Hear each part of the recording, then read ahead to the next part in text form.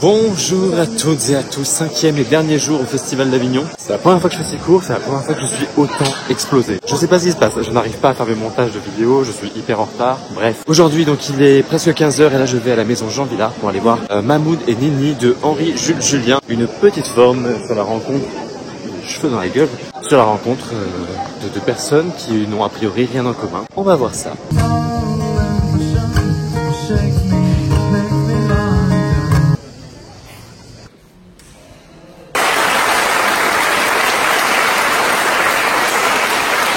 Bon, incroyable, j'avais pas du tout prévu de voir ça au début, je l'ai calé un peu au dernier moment. Donc on a deux personnages, Mahmoud qui est un homme, qui est gay, qui est égyptien, qui est du Caire, qui est musulman et qui est acteur. Et puis on a Virginie qui est une femme, qui a les cheveux courts, qui est... Qu'est-ce que j'ai écrit? Ah, barmaid, actrice qui est française. Pardon, excusez-moi, je pense dans les gens. Et les deux dialogues, alors, au niveau scénographique, c'est une forme très simple, très épurée, on est en lumière, lumière naturelle, les fenêtres sont ouvertes. Donc ils sont tous les deux assis face au public, mais ils dialoguent entre eux comme s'ils étaient face à face, en se regardant, enfin en se regardant pas, du coup, en regardant le public, mais on comprend qu'ils se regardent. Et surtout donc Virginie parle en français, Mahmoud parle en arabe, et chacun est surtitré dans la langue de l'autre. Ce qui fait même qu'on oublie qu'il y a deux langues à un moment où c'est hyper fluide. Et ça commence avec des questions hyper naïves, pleines de préjugés sur la culture de l'autre à chaque fois. On ressent une certaine domination de la part de Virginie sur Mahmoud. C'est des questions très naïves, forcément un peu malaisantes, parce que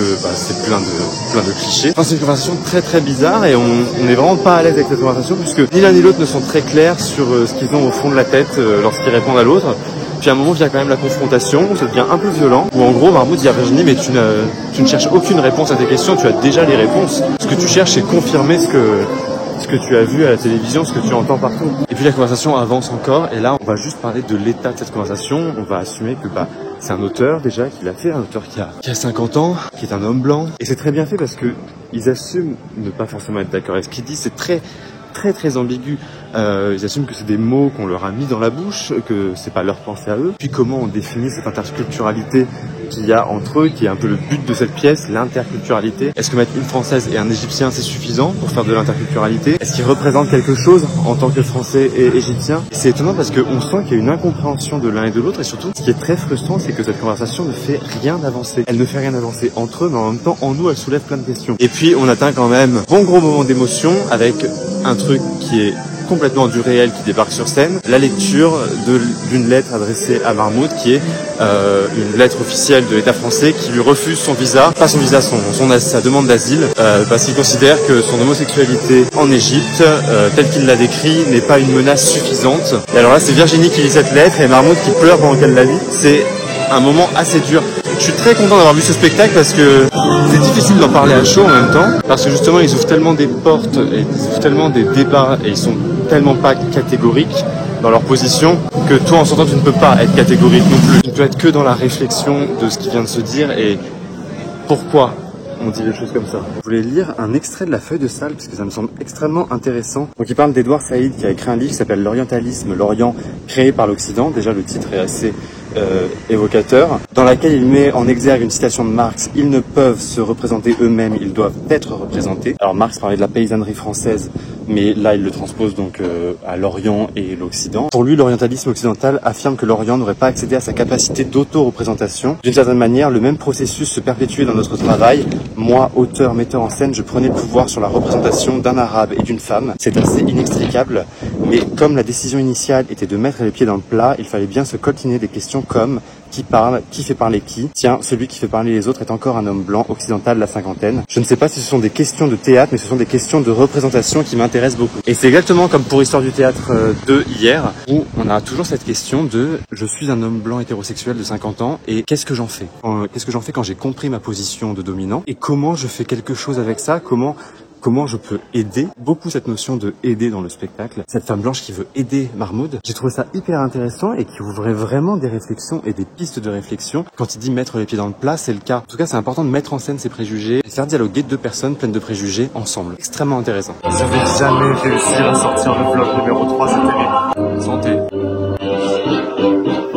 Bon, Bon, j'ai pas fini le montage, mais maintenant c'est l'heure d'aller au Jardin de la Vierge pour aller voir Vive le sujet numéro 4 avec Rebecca Chaillon et Pierre Guillois. Dans un des deux, je sais pas quel est l'autre. Pareil, c'est un petit changement de dernière minute parce que je voulais absolument le voir. Par contre, on crame de ouf.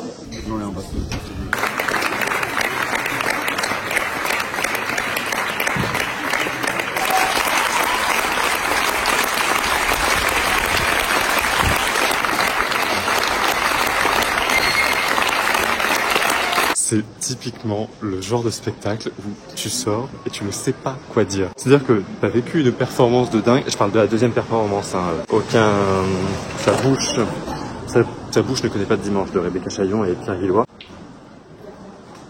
Il y a un mec qui vient de me cracher dessus. Tu passes une performance de dingue qui te fait vivre quand même des sacrées émotions. Et en même temps, je sais pas, là je n'ai pas les mots. En plein dans le thème. Le premier, donc, c'était Ce jardin de Ina Mihalach, qu'on connaît plutôt sous le nom de Solange te parle, et Madeleine Fournier. Et alors, pour être tout à fait honnête, j'ai eu un peu de mal au début à rentrer dans la proposition. Ces deux femmes qui font une tentative d'exploration du corps et de rencontre et de comment elles peuvent se connecter l'une à l'autre, sans compétition. Et il y a quelque chose d'assez beau qui se passe à un moment, c'est-à-dire qu'elles sont dans des formes complètement acrobatiques et pas très stables, dans du corps à corps, qu'elles se parlent dans ces moments-là. Elles se donnent des petites indications, elles se disent ce qu'elles vont faire, avec beaucoup de douceur, on n'entend même pas très bien ce qu'elles disent. Et ce travail de répétition, ce travail de coordination ensemble dans un même projet, il est assez beau. Alors effectivement, c'est pas une performance efficace, c'est long et c'est lent, et il y a plein de moments où on se demande pourquoi et qu'est-ce qui se passe. Mais au bout de quelques minutes, je me suis pris d'amitié et de tendresse pour ces deux artistes qui tentaient quelque chose. Le deuxième, deux salles, deux ambiances. Sa bouche ne connaît pas de dimanche, une fable sanguine de Rebecca Chaillon et Pierre Guillois. Tous les deux, on les connaît plutôt bien. Rebecca Chaillon, j'avais vu Où la chair est attachée, il faut qu'elle broute. Pierre Guillois, donc Bigre et puis le gros, la vache et le ménate. Peut-être qu'on peut commencer par cette phrase à un moment du spectacle. Je veux que Dieu soit une grosse gouine des Caraïbes qui fait des arts plastiques. Voilà. Ça commence par une fable, une vraie fable avec une vraie histoire, ce qui m'a d'ailleurs assez surpris. Un village accueille une nouvelle bouchère. Alors forcément, le village fait des blagues sexistes sur la bouchère, puisqu'une femme ne peut pas découper la viande comme un homme, évidemment. Et puis, il trouve que la bouchère est noire. Alors là, c'est le pompon. La bouchère débarque sur scène avec son cochon, bien vivant, et puis d'autres cochons bien moins vivants, accrochés à la ceinture. D'autres cochons qui vont finir grillés sur le barbecue. Là, j'ai un tout petit peu de mal, moi, avec cette idée de faire griller du cochon devant un animal vivant. Parce que je me demande dans quelle mesure est-ce que le cochon peut savoir que c'est des êtres de son espèce qui sont en train de cuire. Après, c'est aussi l'effet de performance, c'est ça t'attrape aussi par le choc, c'est la prise de conscience que quelque chose vient de te provoquer. C'est extrêmement touchant parce que c'est quand même deux personnages. Merde, j'ai oublié comment ils s'appelaient. Imbécile? Non, simple. Merde, j'ai oublié, c'est genre simplé ou innocent. Ah bah non, c'est beaucoup plus doux, innocent. Et la bouchère, je crois qu'elle a pas d'autre nom que la bouchère. Et ces deux personnages te racontent leur histoire, te racontent leur petite vie, qui sont en fait des vies militantes par elles-mêmes, n'ont pas le choix d'être militants. Leur corps, ce qu'ils sont, font qu'ils se retrouvent de facto militants dans une société hyper normée. Et toute l'intelligence du truc, c'est ce moment de basculement où, pour Pierre Guillois en tout cas, c'est ce moment où son corps ne va plus du tout lutter pour être dans la norme du village breton avec son ciré jaune et sa marinière, mais où il va complètement se créer un personnage fantastique, une fairy queen complètement libératrice. C'est un moment d'éclosion en fait, c'est un moment d'épanouissement qui est extrêmement beau. Et on a ces deux personnages qui cohabitent sur scène, qui s'entendent très bien parce qu'ils sont bienveillants l'un envers l'autre. Lui, il finit en Christ queer ressuscité. Elle, c'est la madone du cochon, qui veille aussi bien sur les côtelettes grillées que sur le cochon vivant, sur scène d'ailleurs. Et ce que je retiens au final, c'est qu'on a une performance exaltante.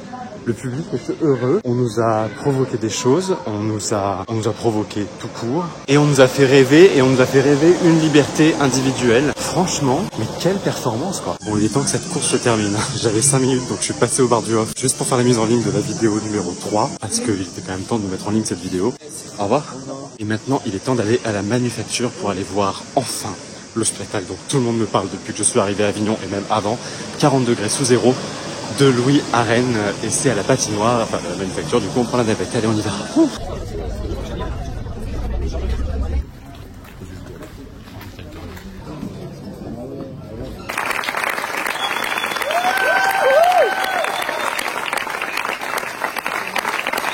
Et ça fait du bien de terminer là-dessus.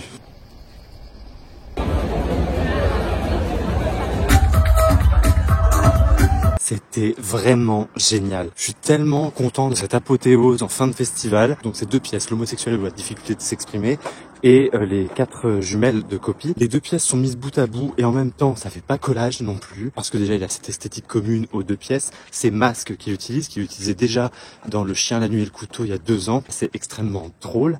Le texte copie forcément. Je trouve qu'il réussit quelque chose d'assez rare, c'est que non seulement donc il y a la folie du texte, mais il apporte aussi une folie dans la mise en scène qui n'est pas du tout incohérente et qui ne fait pas du tout coller par rapport au texte de copie. On dirait vraiment que l'ensemble a été pensé en une seule fois. Je trouve qu'il y a une direction de jeu qui est vraiment remarquable. Toutes et tous, je les trouve, et je me souviens que j'avais déjà dit ça dans Le Chien, la Nuit et le Couteau, mais je trouve que toutes et tous sont sur un même niveau de jeu et sur une même énergie, sur un même ton. Il n'y a pas de disparité dans l'ensemble. Ce que j'aime aussi, c'est que les idées de mise en scène les plus folles, je pense même, j'imagine les répétitions avec des idées un peu connes, genre tiens, si tu faisais un moonwalk pendant que tu te fais tirer dessus, eh ben on le garde et on l'exploite et on le met en avant. Je trouve qu'on est quelque part entre limite le cœur a ses raisons et puis un théâtre trash allemand. Putain, je me souviens plus du nom de ce collectif qui fait des trucs comme ça. Merde, ça va jamais me revenir. En tout cas avec des masques, avec du sang qui gicle de partout. Parce que c'est ça aussi, c'est que c'est dégueulasse, il y a un bordel sur le plateau à la fin. Les costumes. Christian Lacroix, c'était la grande surprise, je ne savais pas du tout que c'était lui qui avait fait les costumes. C'est énorme. C'est-à-dire que, pareil encore une fois, c'est pas un truc qui fait rapporter, c'est un truc qui est vraiment pris dans l'ensemble. On sent que tout a été vraiment pensé dans sa globalité. Parce que dans l'esthétique, il y a quand même un côté théâtre de fond de garage. Genre on récupère toute la merde qu'on a au fond du garage et on en fait du théâtre. Et les costumes, même s'ils sont sublimes, gardent quand même un peu ça. J'ai ri mais non-stop, c'est dans un excès, mais il y a une vraie maîtrise de cet excès. C'est pas un excès gratuit, c'est jaugé à chaque endroit. Et puis musicalement, parce qu'il y a quand même beaucoup de musique dans ce spectacle, c'est hyper bien choisi. La scène finale est magnifique. C'est-à-dire que c'est ça, chaque effet, chaque idée est dosée, est parfaitement exploitée, est parfaitement mise en avant. Il n'y a pas des idées qui traînent et dont on ne sait pas quoi faire et on les garde. Non, tout ce qui est fait est présenté à fond et 100% assumé. Voilà, c'est donc la fin de ce festival d'Avignon pour moi. Une édition un peu en dents de scie dans le in quand même, il faut bien l'avouer. Un off qui va de plus en plus vers le haut, notamment avec des lieux comme la Manufacture et le Théâtre du Train Bleu. 5 jours bien intenses, il reste encore beaucoup de boulot de montage avant de tout sortir. Et puis maintenant il faut retourner bosser, comme si on s'était reposé pendant 5 jours. Oh, allez, à bientôt.